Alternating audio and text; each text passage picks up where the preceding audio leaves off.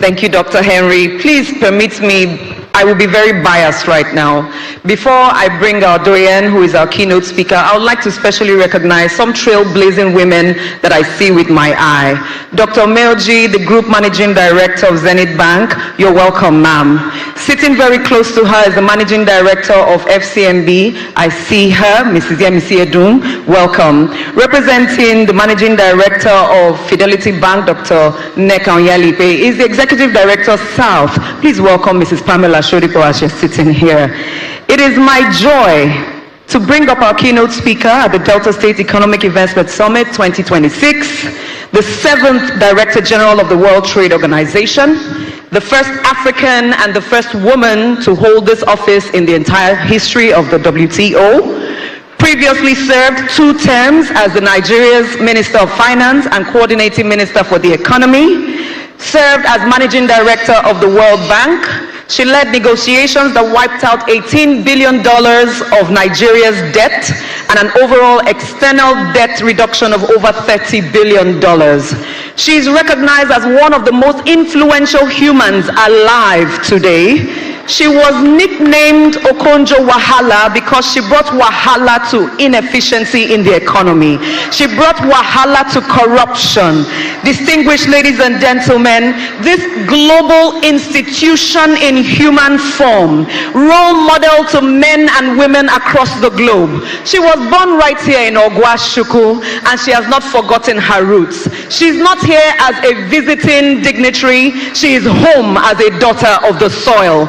Please join me as I welcome and I receive my role model, your role model, the Director General of the World Trade Organization, our keynote speaker today, Dr. Ngozi Okonjo-Iweala, GCON. The Emperor, the Conqueror, the Champion, the Lion is here.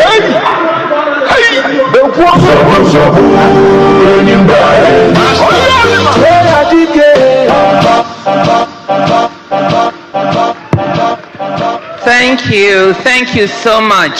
Thank you for that wonderful introduction and welcome, much more than I deserve. I just want to alert you that as the keynote speaker, my speech is 20 minutes. So you'll be ready. I was given that time. Your Excellency, Mr. Vice President, Senator Kashim Shettima, GCON, thank you for being here, for taking the time to come to Delta State. Your Excellency, Right Honorable Elder, I always wonder when I see that, because you're younger. Sheriff Oborewori, the governor, executive governor of Delta State, one of my really favorite people because he's action-oriented. Your Excellency, Professor Chukwuma Charles Soludo, so nice to see you here. Your Excellency, Samonde Onyeme, Deputy Governor, Delta State. Your Excellency, Senator Dr. Ifeanyi Okowa, immediate past Governor of Delta State, good to see you. Distinguished Senators and members of the House of Reps, Honorable Ministers, especially the Minister of Finance, very nice to see you, one of my successors. Honorable Commissioners of Delta State, the Secretary to the State Government, the Chairman of the occasion, Engineer Austin Avuru, very nice of you to do this. And our Royal Fathers, very nice to see all of you. I think just give me half a minute to recognize one special Royal Father, who is my own younger brother, His Majesty, the Obi of Ogwashuku, Obi Ifechukwude Chukwuka Okonjo, and his Chief of Staff, my younger brother, Prince Onyema Okonjo. They came here to accompany me. Please give them a round of applause.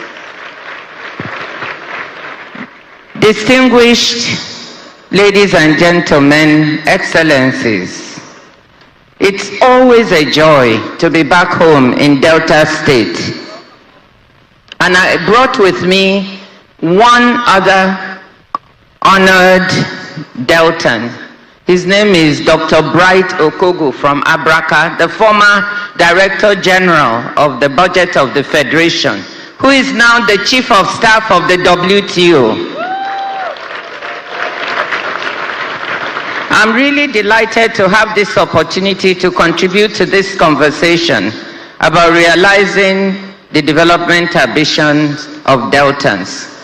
But as I rejoice with you, Your Excellency, I have to be very careful because you said I'm an export. So I've been exported to the WTO, but I was exported to Abia State first. And I have to acknowledge my husbands, because when they hear you, maybe Governor Alex Oti will lock me out of Abia State and I won't be able to go home. So I also want to salute my husbands in Abia State. I thank His Excellency the Governor of Delta State and the organizers of this summit for this invitation. I want to congratulate you, Excellency, on the development strides that you have been taking. He and I are often in touch. He's always WhatsApping me with one thing or the other. And the reason I came is because you take action. The fund you just announced of $100 million to de-risk investment is exactly the kind of things that we need. I also want to salute the investors, the development partners, captains of industry that are here, the entrepreneurs, the women entrepreneurs in particular, and the youth. And to thank the investors, especially the ambassador of Brazil and the delegation from Brazil, Malaysia, China, and others. What I'm going to do today in this keynote speech, which I've entitled The State as Harnessing Our Strengths and Unlocking Our Potentials for Economic Development. What I want to do is quickly look at the state of the world economy and global trade, not just because I'm DG of the WTO, but because it is the broadest context within which Delta State will pursue its goals. You all know that these are difficult times for the world and for global trade. On a daily basis, as far as trade is concerned, I face challenges on what is happening with global trade rules. The rules-based system that has framed global commerce for the past 80 years, since the end of the Second World War, is today under unprecedented strain. Unilateral tariff actions and rising geopolitical tensions have unsettled the economic environment within which countries and companies must make plans. Rapid technological change and climate shocks are further sources of pressure. And yet, despite all of these disruptions, trade and the trading system have shown remarkable resilience, contributing to the wider resilience of the global economy. The value of global goods and services trade last year was a record $34.65 trillion. In volume terms, world merchandise trade grew by 4.6% in 2025, with surging demand for AI-related goods more than compensating for weaknesses linked to tariff increases and trade policy uncertainty. African merchandise export volumes grew by 10.3%, driven by minerals, metals, fuels, and agricultural products like cocoa. Global services trade grew by 5.3% and by nearly 6% for digitally delivered services trade. The takeaway from all of these numbers is that within the global disruption, there is a stable core, and that despite all the tough headlines that you keep seeing, there are opportunities for Delta State, for Nigeria, and for Africa. That's the case I want to make to you today. These opportunities were not available even 10 or 15 years ago. The question to me is whether we will move to seize these opportunities or whether the opportunities will go elsewhere. In recent years, particularly since the COVID-19 pandemic, it has become clear that a world economy designed for interdependence is now marked by some troubling overdependencies. Overdependence on the US for digital services and final market demand, overdependence on China for critical minerals, and the weaponization of some of these overdependencies is swelling anxiety, resentment, and a desire for diversification. And that is why the word diversification here repeated in Delta State is very appropriate and timely.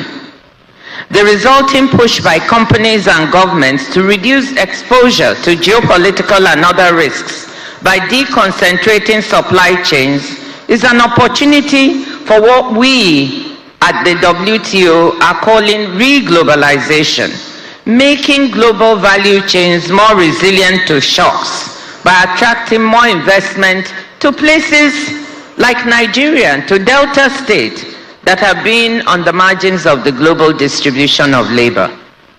Alongside the potential for re-globalization are a related set of opportunities on the continent that it has created for itself.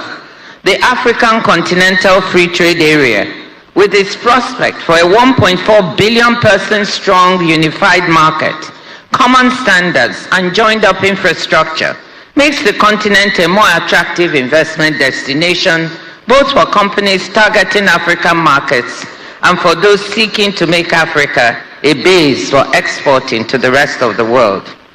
Seizing these two sets of opportunities, the desire for diversification and deconcentration of global supply chains, and the desire to seize the opportunity of the African Continental Trade Area is what we're talking about.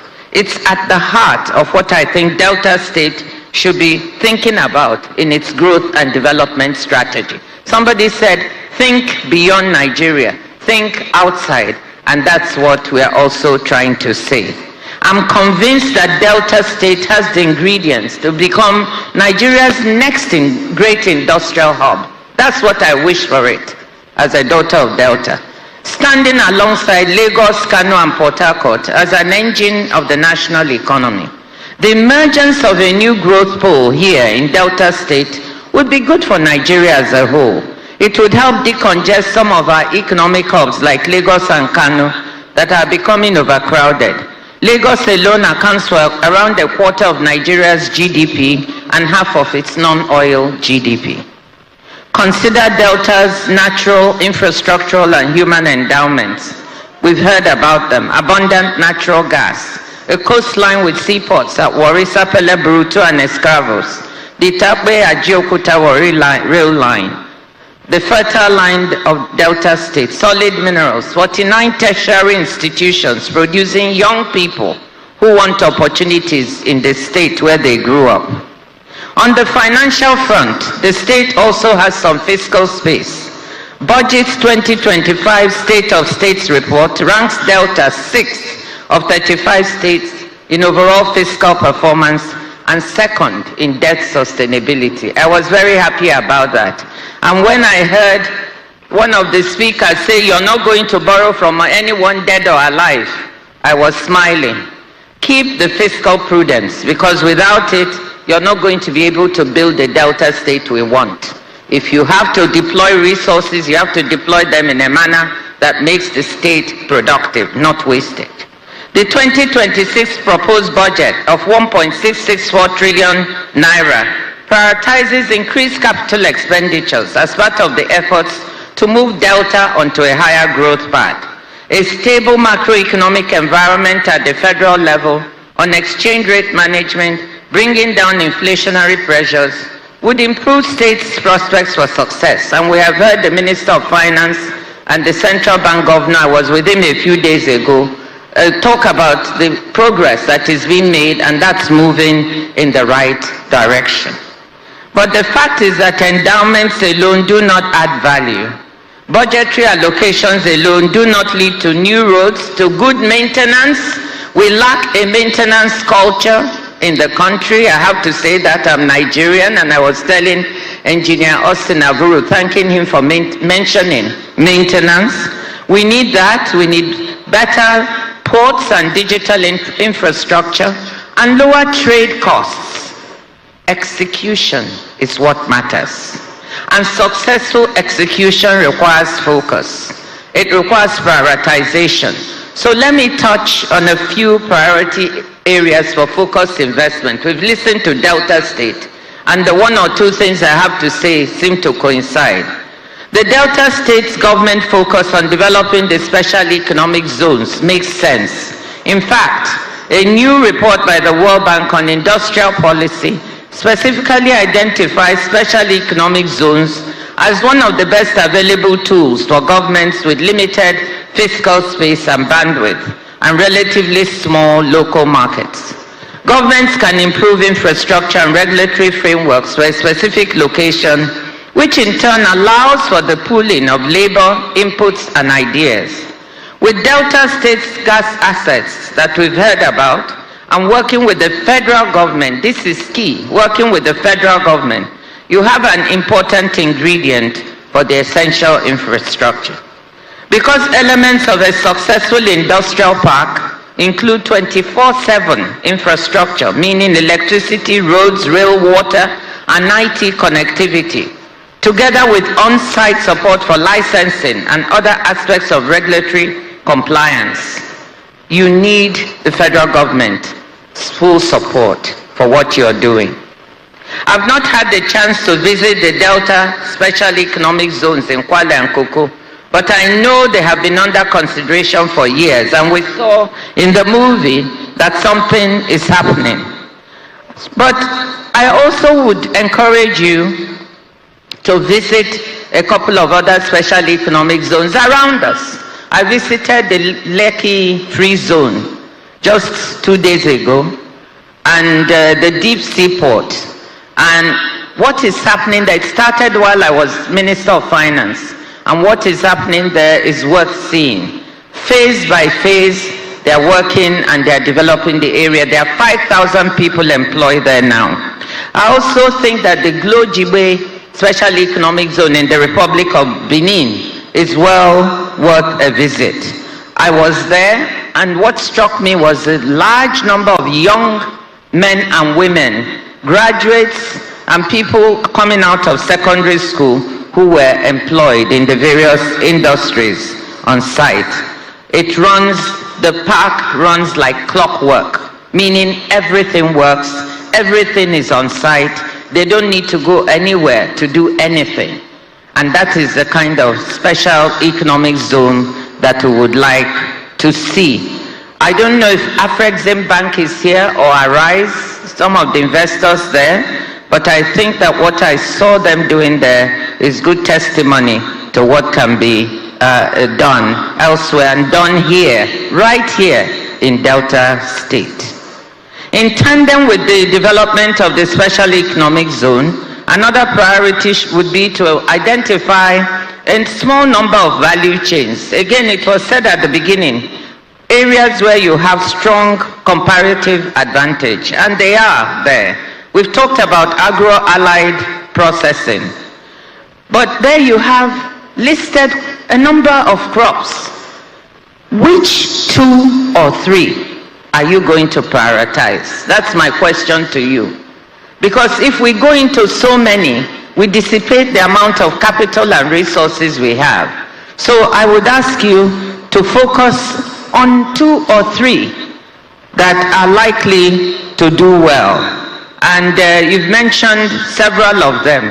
It's not only about the 2 or 3, but we have to go all the way from the production all the way up the value chain, ensuring standards, quality, access to finance, access to markets. This is what trade is about. It doesn't start just when you have the product. It starts even when you start to produce the product. So I strongly encourage you to identify 1 or 2, 3 crops, no more, focus on those and take those along the value chain. Second, the blue economy. Delta's coastline and rivers have been mentioned. They have the potential to support aquaculture parks, fish landing sites, jetties, and cold rooms. Nigeria imports on average 573,388 metric tons of fish and fish products worth $866 million, almost $1 billion a year. We import that. Can Delta State become the blue economy hub to capture that market, meet the demand? Imagine if we could import substitute for the almost $1 billion we're spending in importing fish into the country. And if I can say something blunt here, building a blue economy is not about letting trawlers come in and fish off your coast. That's not what I'm talking about. Actually, at the World Trade Organization, we have a new agreement that talks about how to reduce this phenomenon, because our coasts are fished with these trawlers, robbing the small fishermen and women of access to fisheries. So that's not what I'm talking about. We have a grant now with the Nigerian government to assess our fisheries management capacity, and I hope that Delta State can become part of that. It's being managed by the Nigerian Institute for Oceanography and Marine Research, along, of course, with the Ministry of Industry, Trade and Investment. So please find out about it and see if we can make you part of the assessment for the potential for your marine fisheries. In addition to the fisheries, the state seaports, export terminals, and commercial centers provide a base for port services, ship repair, and marine logistics.